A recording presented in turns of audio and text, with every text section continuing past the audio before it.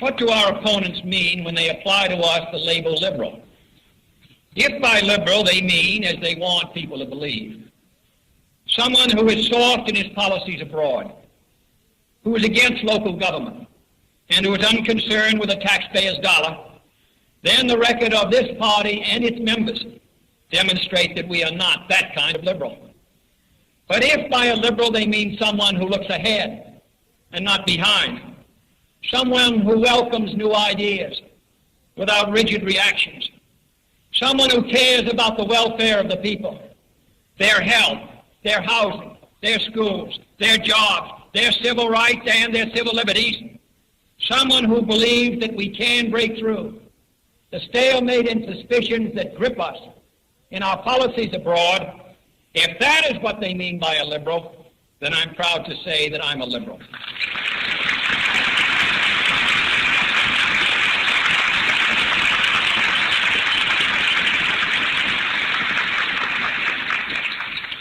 But first, I would like to say what I understand the word liberal to mean, and explain in the process why I consider myself to be a liberal, and what it means in the presidential election of 1960. In short, having set forth my views, I hope for all time 2 nights ago in Houston, on the proper relationship between church and state, I want to take this opportunity to set forth my views on the proper relationship between the state and the citizen.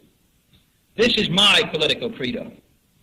I believe in human dignity as the source of national purpose, in human liberty as the source of national action, and the human heart as the source of national compassion, and in the human mind as the source of our invention and our ideas. It is, I believe, this faith in our fellow citizens, as individuals and as people, that lies at the heart of the liberal faith. For liberalism is not so much a party creed or a set of fixed platform promises, as it is an attitude of mind and heart, a faith in man's ability, through the experiences of his reason and judgment, to increase for himself and his fellow men the amount of justice and freedom and brotherhood which all human life deserves.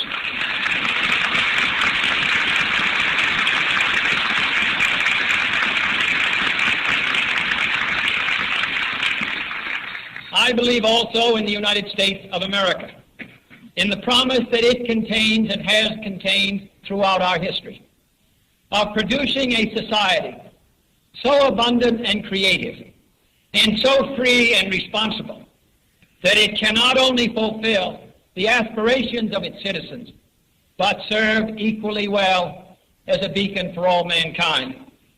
I do not believe in a superstate.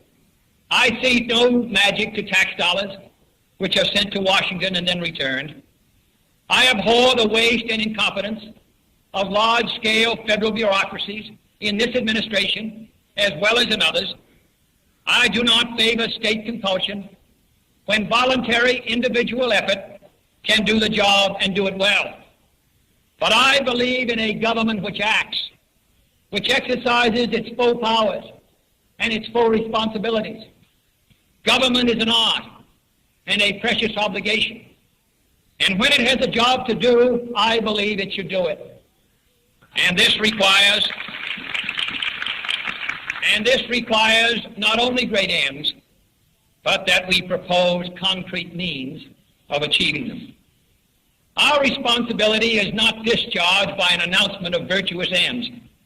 Our responsibility is to achieve these objectives with social invention, with political skill, and executive vigor. I believe for these reasons that liberalism is our best and our only hope in the world today.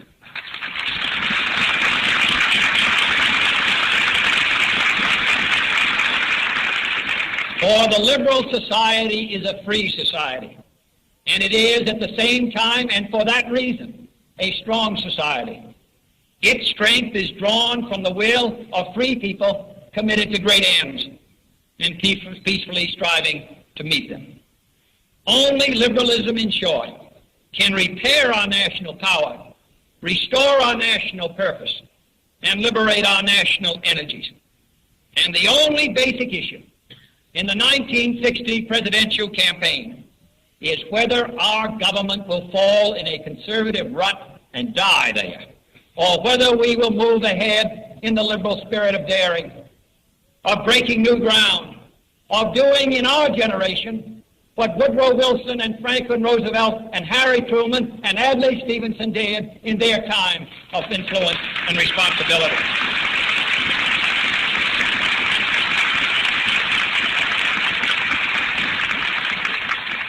Our liberalism has its roots in our diverse origins. Most of us are descended from that segment of the American population which was once called an immigrant minority. Today, along with our children and grandchildren, we do not feel minor. We feel proud of our origins, and we are not second to any group in our sense of national purpose. For many years, New York represented the new frontier to all those who came from the ends of the earth to find new opportunity and new freedom. Generations of men and women who fled from the despotism of the czars, the horrors of the Nazis, the tyranny of hunger, who came here to the new frontier in the state of New York. These men and women, a living cross-section of American history, indeed a cross-section of the entire world's history of pain and hope, made of this city not only a new world of opportunity, but a new world of the spirit as well. Tonight we salute Governor and Senator Herbert Lehman as a symbol of that spirit.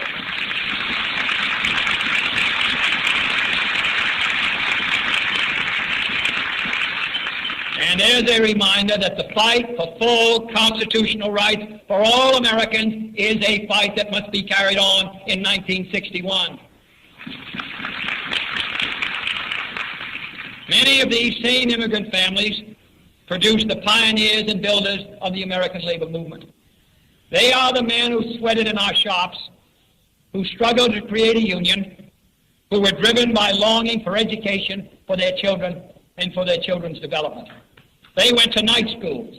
They built their own future, their union's future and their country's future, brick by brick, block by block, neighborhood by neighborhood. And now in their children's time, suburb by suburb. Tonight we salute George Meany as a symbol of that struggle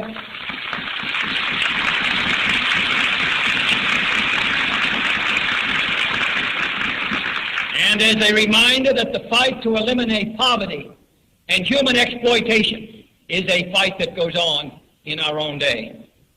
But in 1960, the cause of liberalism cannot content itself with carrying on the fight for human justice and economic liberalism here at home.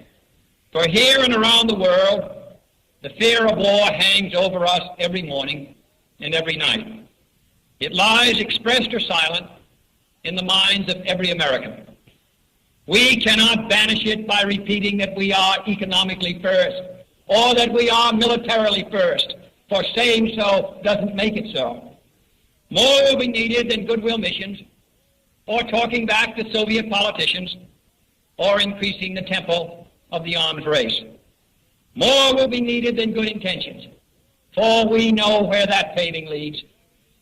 In Winston Churchill's words, we cannot escape our dangers by recoiling from them. We dare not pretend such dangers do not exist. And tonight we salute Adlai Stevenson as an eloquent spokesman for the effort to achieve an intelligent foreign policy.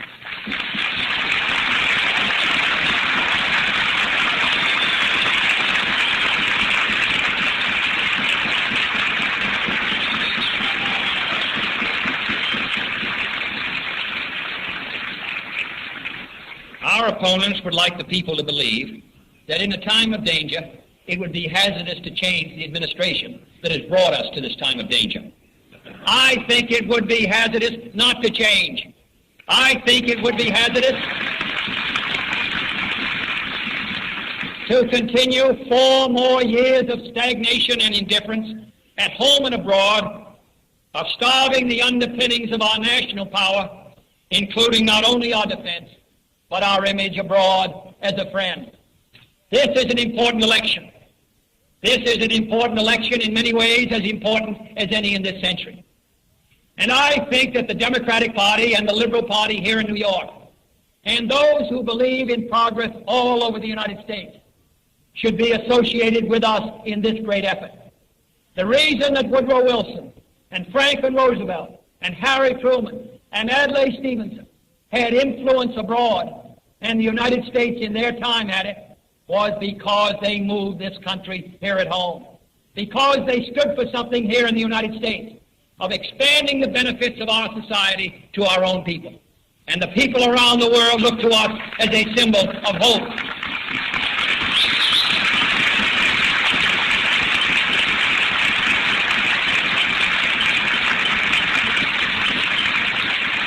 I think it is our task to recreate that same atmosphere in our own time.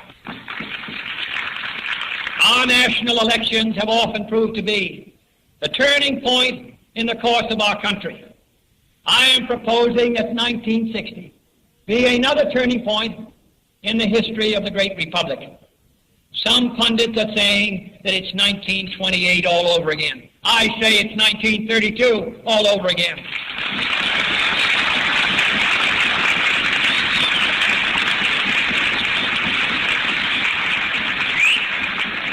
I say it is the great opportunity that we will have in our time to move our people and this country and the people of the free world beyond the new frontiers of the 1960s.